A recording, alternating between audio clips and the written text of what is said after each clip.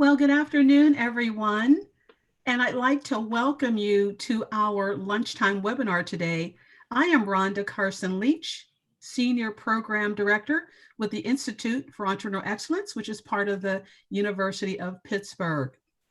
We hope that you and your families continue to stay safe and well. We know that we are still in these uncertain times, so please do your best to again keep yourself and your families well and take the necessary precautions that you need to. As you know, being these different times that we are in, we want you to know that the Institute for Entrepreneurial Excellence is here for you for any of your business needs. And you can always find us on the web at entrepreneur.pitt.edu. We want to thank our host and our sponsor today, Meyer, Unkovic, and Scott, who has been with us for many years, I believe 25 years plus. We so value that sponsorship and we thank them for all their efforts. I was actually just mentioning to our presenter, Dennis, a little while ago that earlier this morning, we also had Meyer, Unkovic, and Scott to do one of our urban programs. And so again, they did a fabulous job. We're grateful for that. So thank you so much. In addition to Meyer, Unkovic, and Scott, I'd like to also thank our other sponsors for today, PNC Bank. We have UPMC Health Plan, AT&T, Cohen and Company, Wilkie and Associates, LLP, C-Level, and Net Experts. And I'd be remiss if I did not also mention UPS. Those are all of our wonderful sponsors, and we could not present our programs without their support. So once again, thank you so much. Also want to highlight and mention our upcoming programs. We will have a fireside chat this Monday, October 26th, with Ben Weiss, who is the founder of Bay. I have to say that's one of my favorite drinks still. And that will be from 10 a.m. to 11 a.m. Again, a fireside chat webinar, and it will be facilitated by our very own Bob Stein of the IEE. Also, demystifying family business pressures leading to multi-generational success with Christina Wang. That'll take place on November 12th from 8 to 11 a.m. at the David L. Lawrence Convention Center. We're excited about that for a number of reasons, but particularly we plan to be in person, and we hope that you will come and show your support and be there for that important program that we have through our IEE series. At this time, it gives me great pleasure to introduce our speaker for the hour, Mr. Dennis Unkovic. He is a partner at Meyer, Unkovic, and Scott, LLP, a law firm that handles a wide variety of business transactions, corporate litigation, and technology and intellectual property matters. Dennis has extensive experience with inbound and outbound foreign direct investment transactions and works closely with companies, financial institutions, not-for-profit entities, and trade associations in the United States and also abroad. His work has taken him to 60 countries and more than that, 60 plus countries, with a particular emphasis on the Pacific Rim. And Mr. Unkovic earned his Bachelor's of Arts degree with distinction from the University of Virginia, but more importantly, that JD came from the University of Pittsburgh, hail to Pitt. So without further ado, I'd like to turn us over to Dennis Unkovic. Rhonda, thank you very much. It's a pleasure to be here this morning. And I'd also like to thank Brett Smith, who will be in the background helping us. As you'll see right now, that'll disappear in a minute. This is the cover of my most recent book. Let me make it clear. I am not here to try to sell you the book. The book sells for $2.99. So obviously I didn't write it for the money. I did write the book because I'm very concerned about what America's reputation is globally. I've been to, I think last count, 65 countries around the world doing international business. And I really am a bit concerned about what our reputation is. Now, this speech will not be political. I think 13 days from now, we're going to have one of the most serious and hotly contested presidential elections in our history. Whoever wins come January and is whether President Trump is reelected or whether Joe Biden becomes president, the next year, starting 2021, is going to see America in a position where it's really going to be challenged as to what it can do internationally. And that's why I wrote the book. By the way, the book is America in the Mirror. You probably wonder, why did I pick that title? My kids, my 2 children have given me 5 grandchildren. They're all under ages of 6. And one of the stories that are read to those kids, it's, you've probably heard of it. The name of it is, of course, it's Snow White. Snow White, in Snow White, the evil queen looks in the mirror every day and she says, "Mirror, mirror on the wall, who is the fairest of them all?" And every day the mirror would loyally say, "Oh, thou, O queen, art the fairest in the land." And she would smile and walk away. Well, one day, as you know, the queen looked in the mirror and said, "Mirror, mirror on the wall, who's the fairest of them all?" And the mirror looked back and it said, "Snow White, O queen, is the fairest of them all." The reason I say that is because as Americans, we spend a lot of times looking at ourselves in the mirror and we try to decide among ourselves, what do we think? What do we Americans believe? I thought it would be interesting to write a book that didn't talk about Americans talking about Americans. I was really struck to do this after the November election in 2018, just about 2 years ago. At that time, there was a sea change, and what I saw, whether you are Republican or Democrat, it doesn't matter, but I saw increasing tension between what was happening out there between Americans, and it became personal. So I thought, why don't I write a book with "Mirror, Mirror on the Wall" as the idea, and see what do other is I decided to look for individuals around the world. Because of my travels, which are fairly extensive, at least until 9 months ago when all the airlines stopped, I interviewed 32 individuals, 100 individuals in 32 countries. About a third were women, about a third were men. Only 5 of them were born in the United States. I selected those for specific reasons. One is a former West Point graduate, has a lot of international experience. Another is an American who was born here, but lived and worked in China for a long time. And it was a very diverse group. There were no politicians. But what I did is I went to them and I said, "Look, I have 15 questions that I'd like to ask you about." The questions covered things like, what do you think about guns in America? What about immigration in America? What about religion in America? What are the best and worst things of America? I can share this list with you if you want. They're listed in the back of my book. But I really wanted to see what they thought. I think most books are not written in the way mine are. Usually you have a book of 100 or 200 or 300 or 500 pages, and there are 2 words that are repeated multiple times in the book by the author. It's I, me, I think, my opinion is.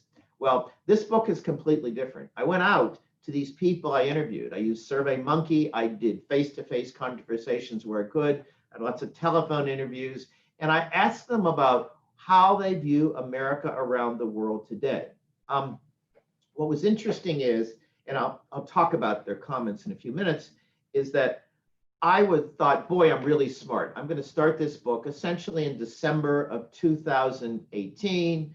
I'm going to write the book for a year, and then I'm going to have it published, hardcover book coming out probably in June or July of 2020. So it would be available for the presidential election, for whatever people would think.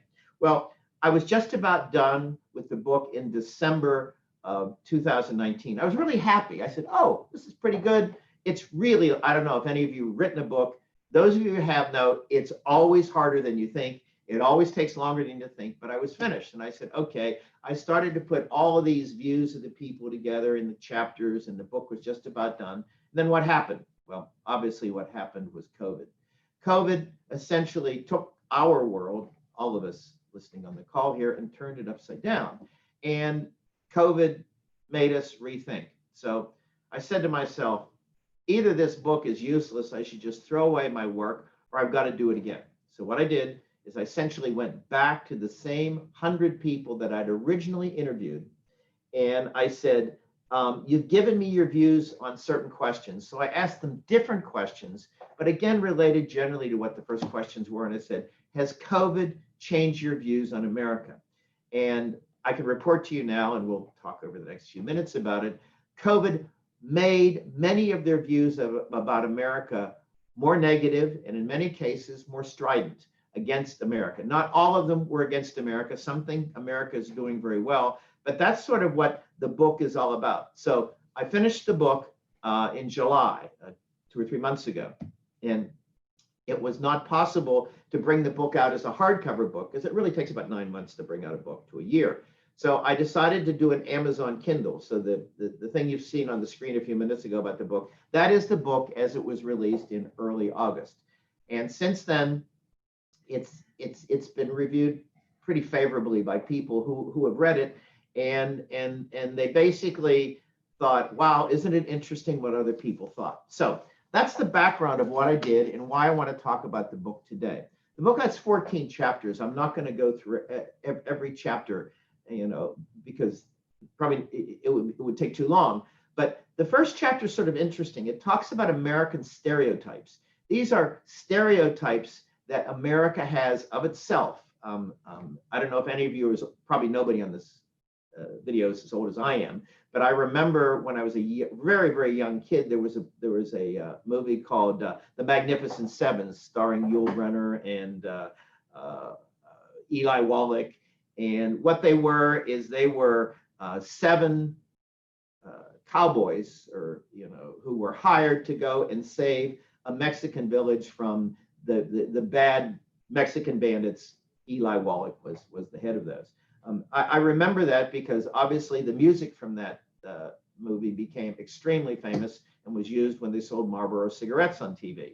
But actually, the movie was a takeoff of, there's a guy named Akira Kurosawa. Kurosawa was one of the most famous Japanese movie producers of all time, and he wrote a movie, and then it became a movie called The Seven Samurai. But the whole point of this is that this was not a popular movie in the United States, believe it or not. It only sold like $2.5 million worth of tickets. Now that's 50 years ago, so it'll be a lot more money now. But the movie didn't make much money in the U.S., but it was a very, very popular movie overseas. It made 3 times as much money overseas. And I think when I looked it up, that it sold overseas 89 million tickets. And we're talking about more than 50 years ago. And it was how America was big and strong, and it would, push itself out against the bad influences. And that was the America. That was sort of the Marlboro Man famous one. That movie, in many ways, for a long time, reflected how America thought about itself and how it wanted itself to be viewed around the world. There was one other book I read that was really influential when I was growing up. It was called The Ugly American. It was by 2 authors, Leder and Burdick.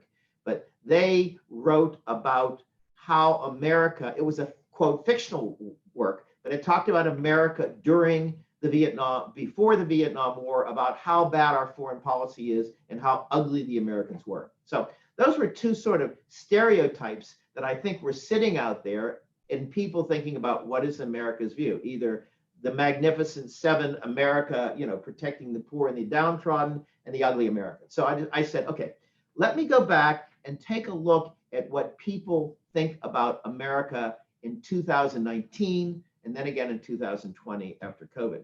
The first chapter in the book is on guns.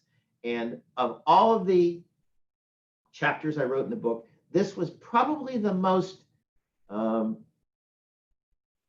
don't know how to say it. It was the chapter that galvanized foreign views of America the most. And basically, people could not understand very well about how Americans are so obsessed by guns. Why do we allow automatic weapons to be owned by normal people? I have to say, any of you listening, I am a gun owner. I have shotguns. They're locked away safe. But trying to explain to people overseas that we have a constitution which was obviously amended. We have the basic Bill of Rights. The second one being the right to bear arms, and that's been probably the most heavily litigated part of the Constitution ever. And now Americans can essentially free carry in many places around the world. I mean, in the U.S., their guns. And so it was sort of interesting that this was the one thing about America that almost universally people said, I don't really understand this. This affects you. I think in my book, what I've done is I've got a couple of quotations, because what happened is after COVID-19, I went back to these people and said, by the way, has your view of America changed at all in relation to guns?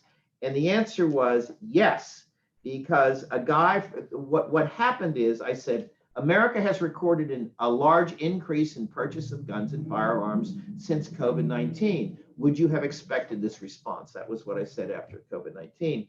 And here's a quote I had from somebody in the United Kingdom. He said, behavioral scientists say that in a crisis we can't see, such as an invisible pandemic as opposed to an earthquake, we look to take comfort in doing things and buying things that make us feel in control. In the United States, this is manifests itself in buying guns, and he says, and I understand, nuclear shelters.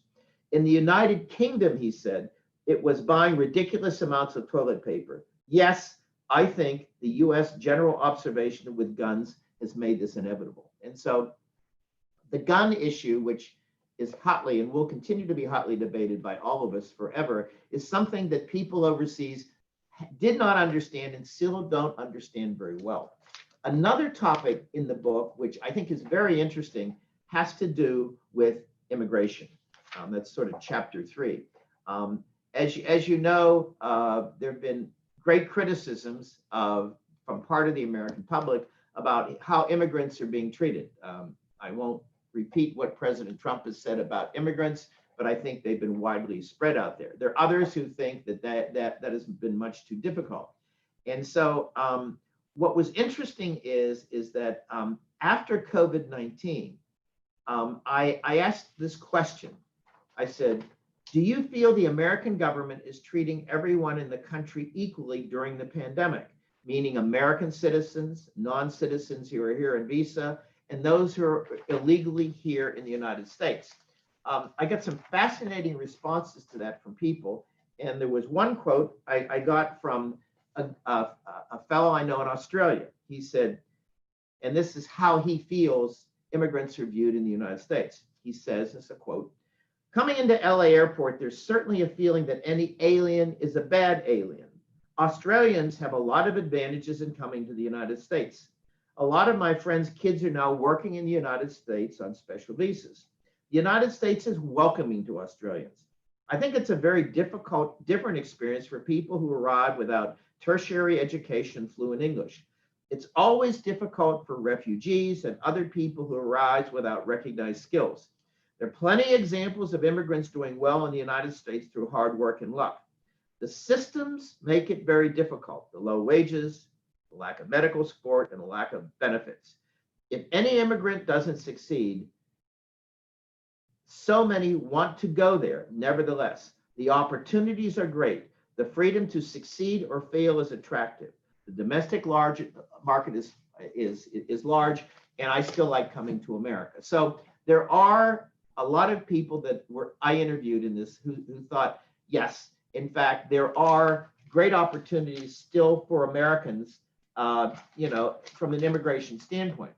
But there were 3 trends that I identified, and number one, after COVID-19, the feeling was that the immigrant population was most hurt because basically they had no medical insurance. That U.S. employment, the politicians, without being specifically who it is, they used immigration for political purposes. And finally, there was an interesting quote by a woman from Australia, let me read it. I think she's from Singapore. and she said,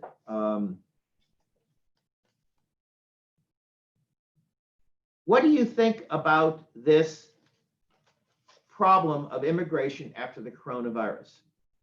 And this is a quote. The president intentionally called the coronavirus the China virus or Chinese virus in his briefing, and so did Secretary of State Pompeo, which led to discrimination against Asians.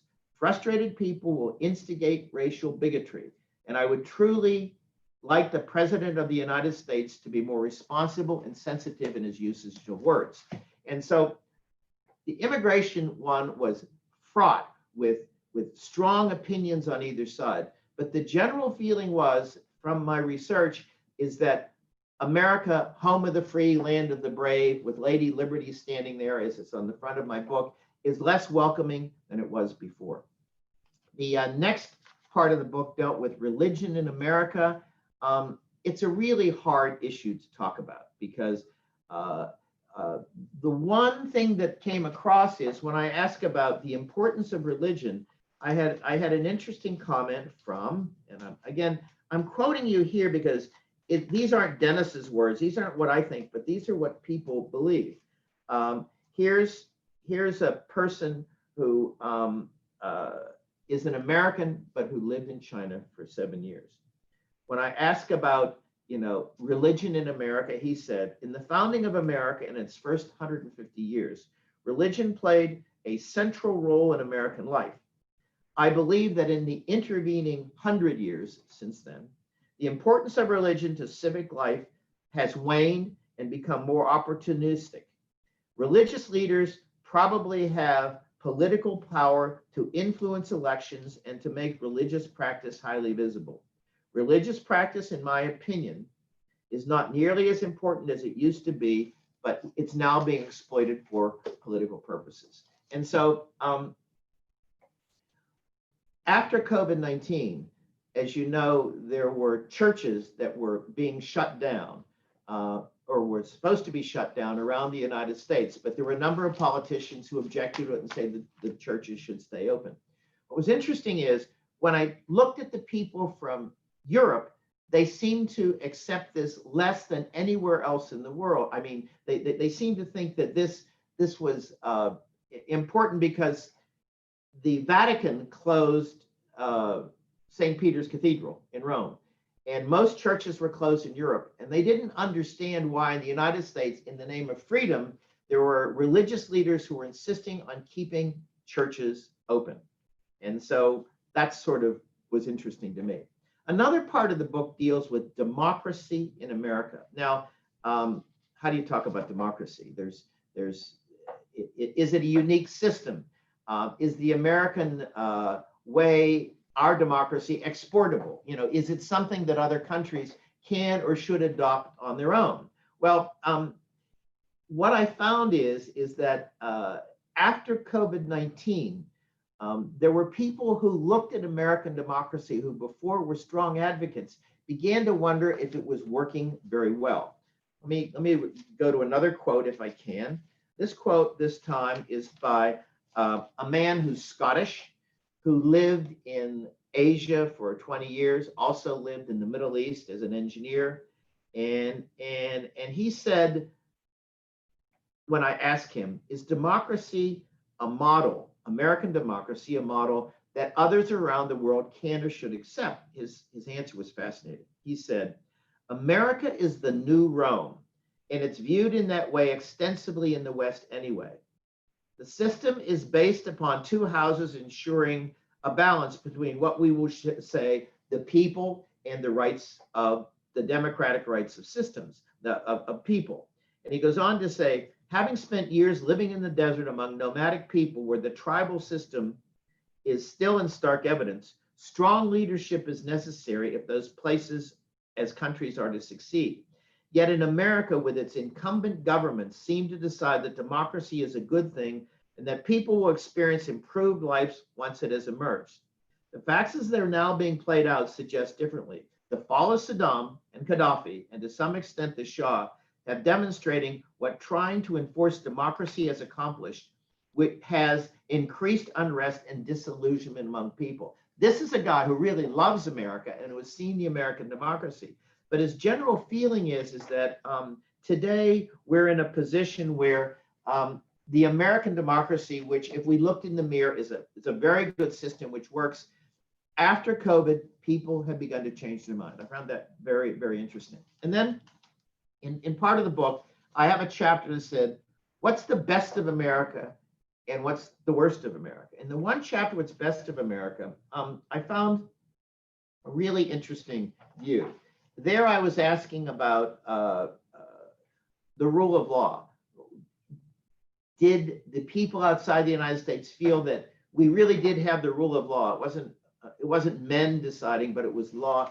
Here's a quote from someone who said the following: Americans' best attributes are respect for the individual, a passion for liberty, and a freedom and the desire to strive for equality under the law, equality of justice. This does not mean we strive for equality of a starting point or an equality of an end point.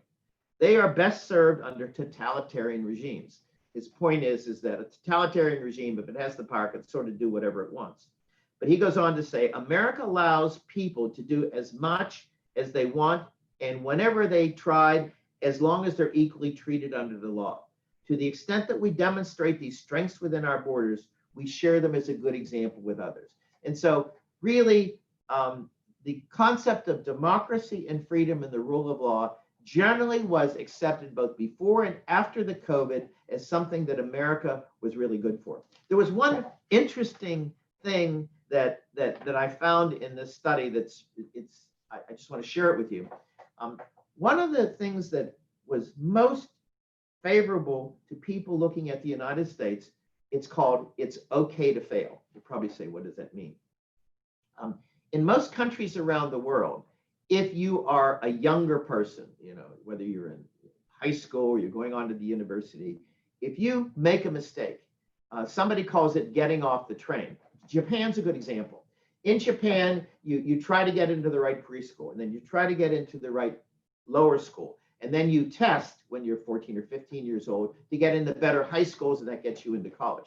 If in Japan you have a child, or if you are a child and you sort of screw up and you don't have a good couple of years, you sort of can't get on the train again. In many ways, this sort of happens in Germany. But what they liked about America is that even if you screwed up at a certain point, or you weren't diligent, or you got distracted, in America, you sort of have a chance to get back on the train. That was really an interesting thing for me to find, and it was something that was generally shared by people who looked at America. Now, the next chapter was pretty sobering.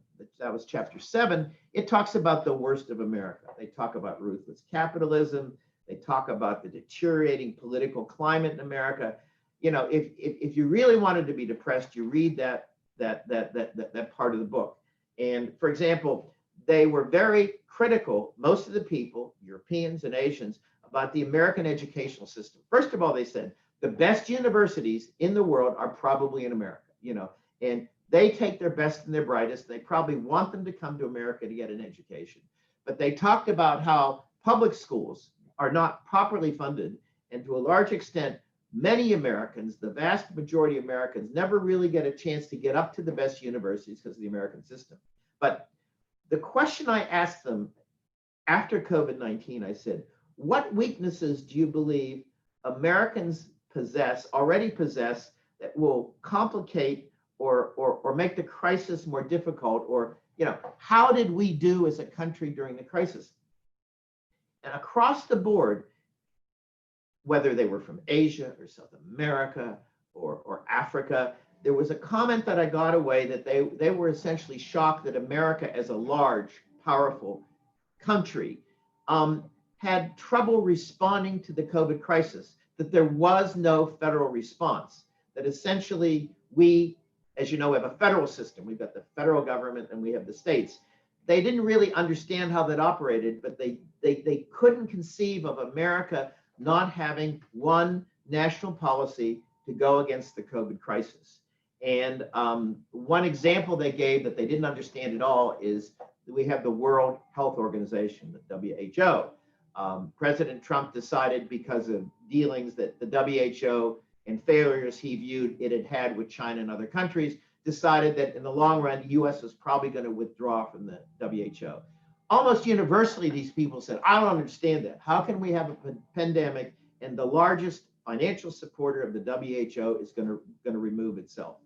And they also went on to say that racial tensions, they thought, would increase themselves.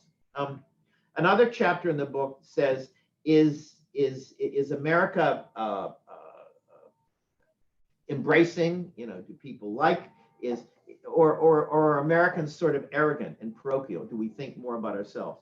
Well, this is a tough chapter because a group said, well, America's probably okay. It's like every other nation. But there, on the other side of the coin, a sizable minority thought America was parochial and arrogant. Not using my words again, just quoting someone. There's a woman from South Africa who was originally an emigre from Eastern Europe who moved there with her parents. And she went on to very strongly say, Trump has placed America in a state of self-isolation, choosing to go it alone to make America great again. He will no longer fund the WHO, the World Health Organization, despite having been started by America, I think, when a country was aware the world is more and more sharing things. He sees America as good and great, but he forgets the rest of the world today is a global village. Whether you agree with that or not, that woman fairly stated the fact that they thought America tended to be looking more and more inward, and in a time of increased global problems, talking about COVID-19, that was a problem.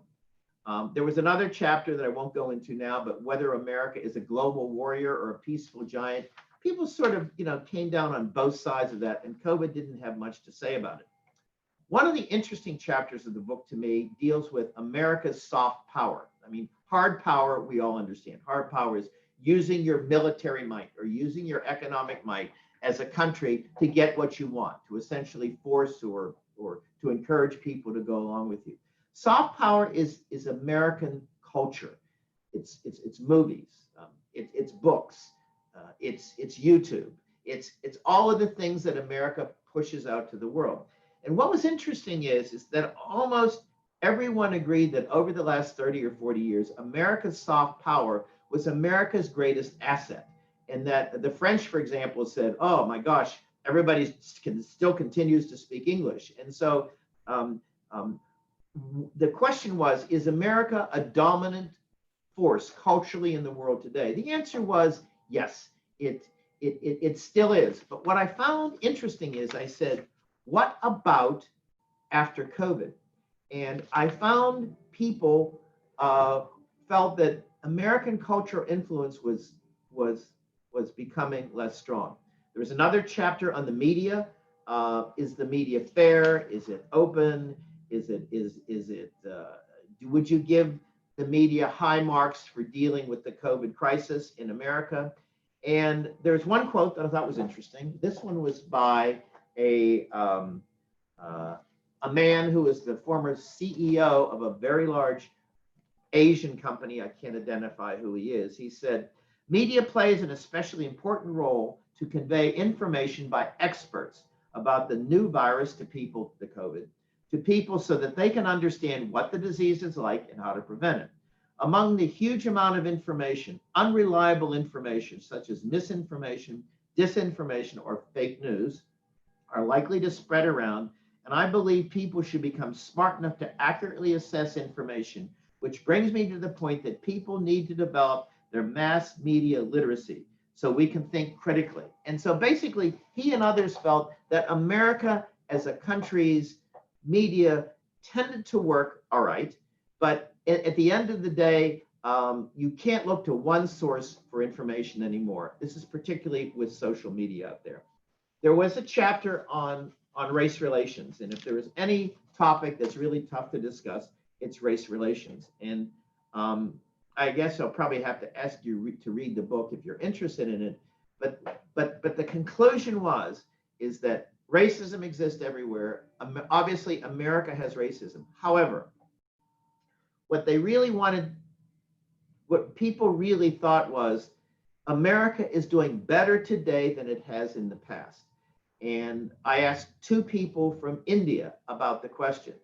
and one of them says it's one step forward and two steps back. The other one said two steps back and one step forward. But overall, and this is after the murder or the death of George Floyd, all of these things in the post-COVID era were seen as being not an increase in racism, but they saw a sensitivity toward dealing with racism in America that they hadn't before. And so overall, they felt at the end of the day, America has a long way to go, but there is some hope in the future. Now, the final chapter of the book, I'd like to spend a few minutes on that. After reading literally hundreds of comments by these people, and by the way, if you do get the book, you'll see some typos in there. You'll see some English that doesn't look right. Maybe, I were instead of I was. I deliberately did not change the quotes from these people because I thought it was important to read how they wrote it. So if you do read the book, you'll find some what appear to be mistakes, but this is how these people wrote. And if you're critical, I ask you how well you are in writing a criticism in a second language. I'm not very good. I mean, I speak a little German, but I couldn't do it as well as these people did. Now, the final chapter of the book identified 3 critical external threats and 3 internal threats. And people said, what challenges does America face in the future? What's next for America? If you don't read any other part of the book, let me know and I'll send you a summary of this. But this is what they said. The thing that surprised me the most, because I first of all said, what are the major external threats that you see today facing America? Number 1, this came from people in South America, from Canada, from Mexico, from Asia, Africa, Europe. They basically said the major threat facing America today is China. Some thought that China was a military threat. Others thought it was a technological threat. But across the board, essentially after the fall of the Soviet Union in 87, 88, 89, 91, 30-some years ago, the Soviet Union has declined and has remained declined. And America essentially was at the top as the world's most powerful economy, with the world's strongest military. It still has today. But China has been growing. China, in the 1960s, was one of the poorest countries in the world. The biggest problem China had during the 1960s under Mao Zedong is millions of Chinese were starving to death because there wasn't enough food. I don't have to explain to you, you know better than I do as business people, how that has changed. China, beginning in the mid-1980s and through about probably 3 or 4 years ago, was growing at 8 to 9% a year, some years 12%. Put it in perspective, if you grow an economy at 8.5% per year, it doubles. So the Chinese economy doubled and doubled and doubled and doubled about 6 times during that period. And so the second largest economy in the world today is China after the United States. And if China continues to grow as it has over the next 4 or 5 years, China will be a larger economy than the US. I don't think that's any reason to panic. There are lots of reasons for it, but that is what's going to happen. And so the view is that America has to take a different look at its position in the world and to decide whether or not China is a technological or a military threat. That brings me to the second point. The second thing that people identified as America's greatest threat over the next 5 to 10 years is its loss of technological innovation. If you take a look at America over the last 30 or 40 years, it has had an extraordinary growth in the field of technology. Now, whatever it is, I mean, whether it's Amazon or whether it's Google, or whether it's Alphabet, or whether it's self-driving cars, America has really been on the leading edge. One of the things people worry about is that America, because it's tending to be more isolationist and not so internationally focused, is that its technological edge is going to be challenged. Now, this brings me back to my first point. Remember, I said a minute ago, most people thought America was the largest challenge to America going forward. Well, the Chinese have announced that they have a number of key technologies, including AI, that they really want to be world leaders in within the next 4 to 5 years. And they're spending billions and billions of dollars to do that. And there was a concern under the second thing here is that America hasn't taken its role seriously enough to maintain its technological innovation. The third major threat facing America today, from the standpoint of almost everybody I interviewed, was immigration. This was interesting because the feeling was for a long time is that America was an open society, that we would welcome immigrants.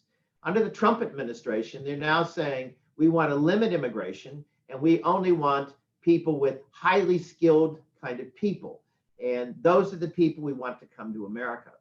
And if you're not, you're going to be less welcome than you were before. I'm not trying to make a political statement, but I think that's a pretty accurate view of where the Trump administration is today. What a lot of these people said in their comments to me was, look, we don't know, and you as a nation don't know, who the best and the brightest person is going to be. If you have 3 children, all right, you might look at your 3 children and say, oh, number 1's going to be the brightest, number 2, I'm not sure, 3, whatever. You don't know what a child's going to do or what they're going to produce until they come forward and they grow. So the theory is that for a lot of them saying, we want America to be more open. Now, they don't expect, most of them did not expect America to open up its borders and anybody who wanted to come into the United States illegally can come in. But you just can't keep people out because they're not a PhD and or they're not an expert in this particular field.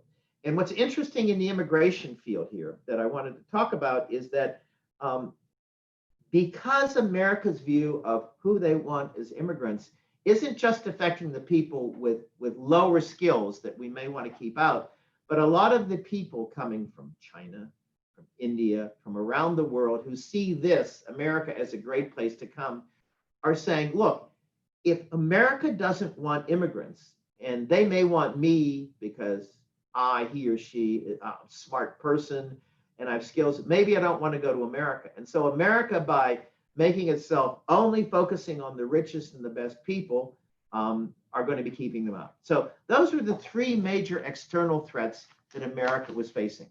Finally, what were the 3 internal threats that almost all of these people found?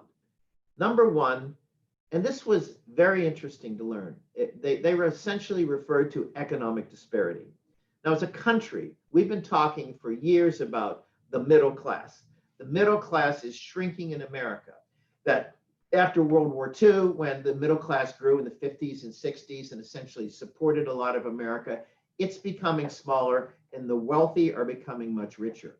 I thought it was interesting for people outside the United States to see this as one of our major weaknesses, because in societies, and many of them come for societies where at the very top, the 1 or 2% have all of the money or most of the money, and everybody else has nothing down below there. Their societies are not particularly successful because you can't have all of the money. And what they see in America is this disappearance of the middle class as a threat to America. So it isn't just us people who talk about it. That's important to them.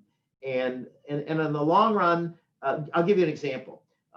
In one of the people I interviewed was the CEO of a very, very large Asian company. I can't say what it was, but his salary when he was the president of this company might be something, let's say it was $1 million or $2 million, just to use an example. Okay. The least highly paid person in this company, let's say, made $50,000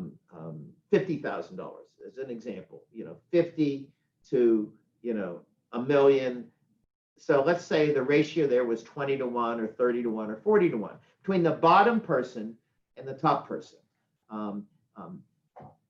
Whether it's Japan or whether it's Singapore or whether it's Indonesia, unless it's a privately owned company, you will see the people at the top of those companies, the range between the top and the bottom as being fairly much like this.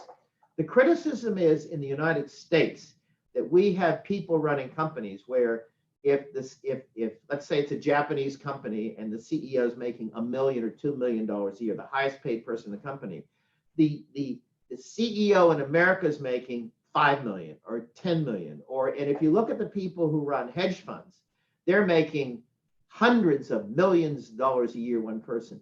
This disparity between the rich and the poor was viewed as a weakness in America because they think ultimately, if it's not seen as like a fair deal, that you don't have the chance to move up financially, that this will hurt America. So that was the number one criticism from the standpoint of internal threats. The second one probably should come as no surprise, but it was gun violence. Now, in Pittsburgh here, as you know, we had the horrific shooting at the Tree of Life Synagogue, where the members of the synagogue were killed, and some of us know who those people were. We have the shooter in Las Vegas, who shot from the window of down in the people in the crowd. I mean, we have the tragic story of the Amish children who were killed. This is obviously a very emotional thing, I think, for all of us, but they see gun violence in America as something that America has not got control of, and it needs to get control of. And if it doesn't, in the long run, we will see more violence and more guns. And the final threat that they viewed was racism. I believe that racial relations in the United States are slowly getting better, despite all of the things that we have seen, but there still are terrible problems. Black Lives Matter, that we need to have greater economic movement. You remember a few minutes ago, I was talking about the economic disparity between the rich and the poor. This economic disparity is even greater for minorities in America. So that distance, the ability to economically move up the ladder is even more important for minorities than it is otherwise. And so what I've done over the last, 40 or 45 minutes is to try to tell you a story. I've tried to look in the mirror at America, not you and I looking at each other across the mirror here, but I wanted to talk to you about how others see us. I'm a parent, I have 2 grown children and I have grandchildren. You hope that sometimes when you're doing something wrong, whether you're a parent or a grandparent, somebody will say to you, look, you're wrong. Let me explain to you what it is. And the whole point about writing this book was, if you look in the mirror only at yourself, like the wicked queen saying, mirror, mirror on the wall, who's the fairest of them all? And the mirror says, oh, you are, oh queen. You're going to say, fine, you're not going to change. The whole point of my book was to say, America, take a look at what others think about us. I disagree with a lot of the things that are said in the book by some of these people outside the United States personally. I don't think they're right. They talk about the American media as being much more biased and one-sided than it ever has been. I say in the book, I have a takeaway, which is like a couple comments by Dennis at the end of each chapter. If you look at William Randolph Hearst, or if you look at Pulitzer, the barons of their day who were famous for yellow journalism, I think that to a large extent, whether you listen to Fox News or you listen to MSNBC or you listen to CNN, tends to be more balanced today than when we were 100 years ago.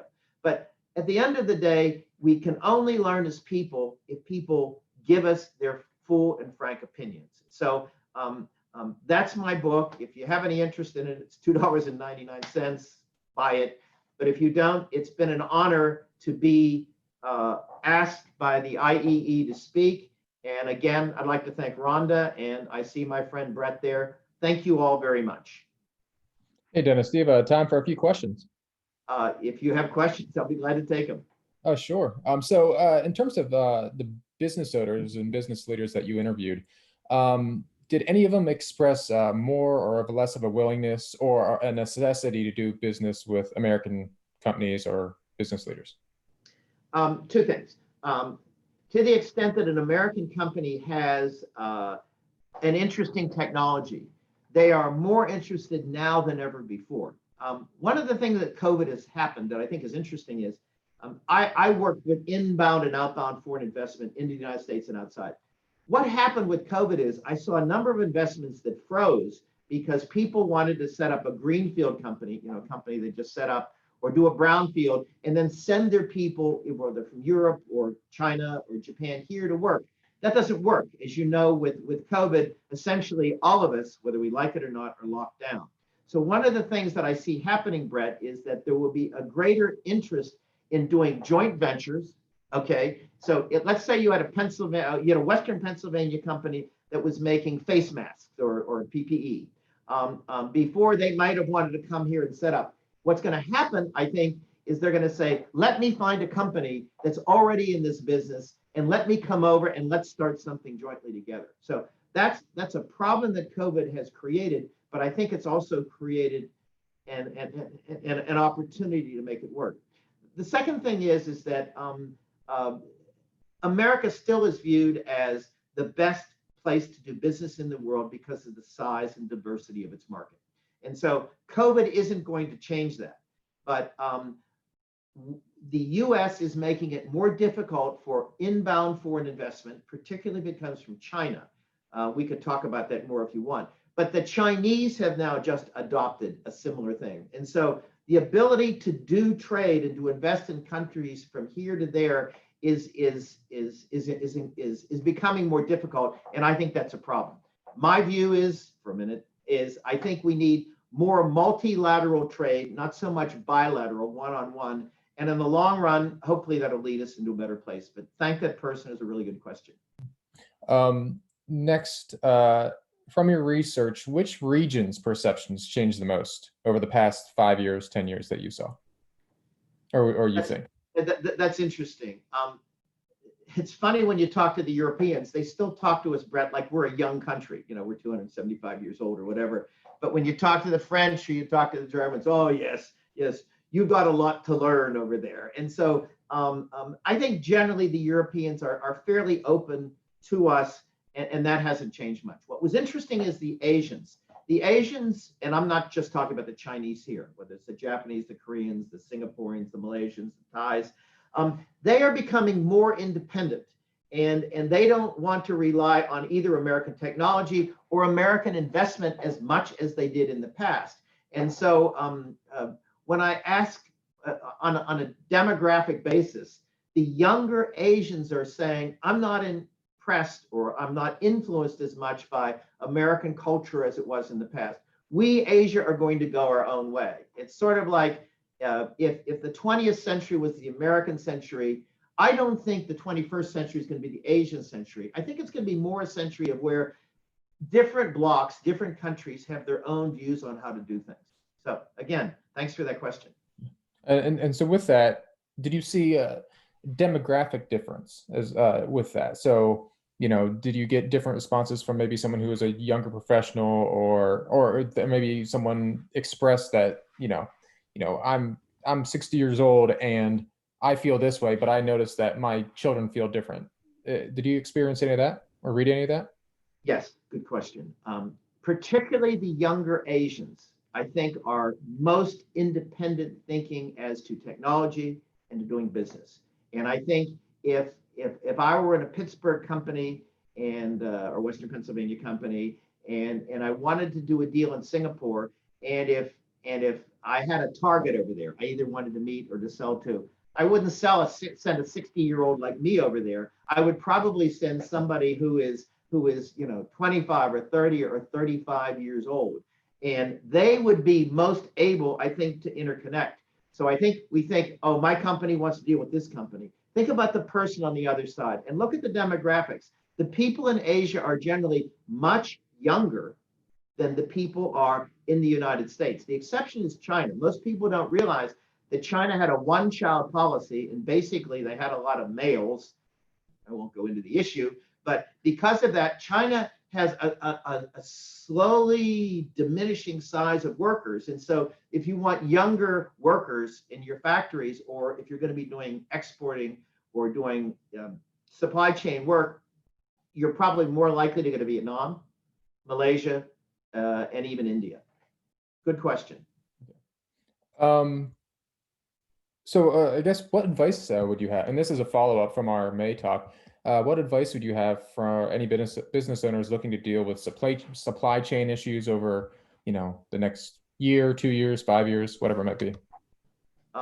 Thank you. To make a long story short, according to both Fox News and the New York Times, and if you want to have two media outlets that are not exactly on the same level, they are both predicting that China is going to lose a lot of its manufacturing capacity over the next 5 years.